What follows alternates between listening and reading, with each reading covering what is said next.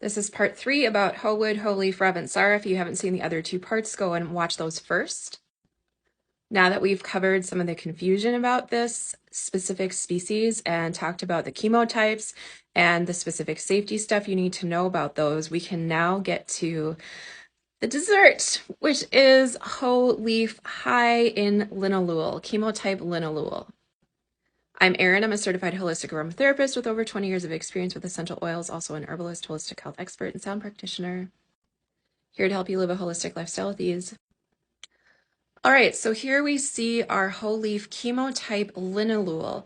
And if you look down, it is 66.7 to 90% linalool. Why the heck should you care about that?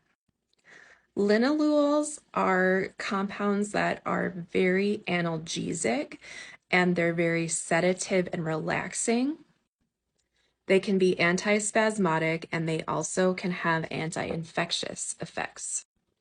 So rosewood that I mentioned earlier is one of the highest natural sources of linalool at 85%, but some of the other literature about hoe leaf talks about that it can be as high as 95%. So here's the weird thing. People do not experience either of these essential oils to be sedative for the most part. Not like lavender, which has much lower amounts of linalool. Linalool. But they often do experience both of those essential oils to be very calming and very sexy.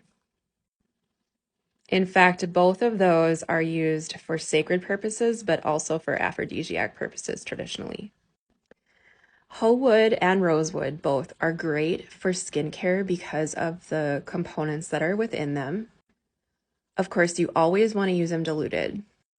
And here's a perfect example of hoe leaf being used in a skincare application. This is actually the serum that you get to learn how to make in my online course, How to Make a Serum. It's a mini course that's available through my online school. You can get the link to that in my profile.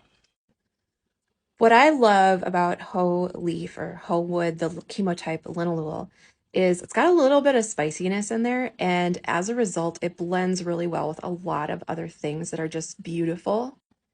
A lot of the sacred florals, spices, other sacred scents, other earthy scents.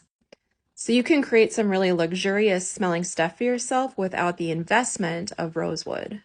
When I'm blending for aromatics, I also notice that hoe leaf has an ability to fill in the space in a blend and help things to synergize. Again, these essential oils are available in the links in my profile along with that class. Follow for more.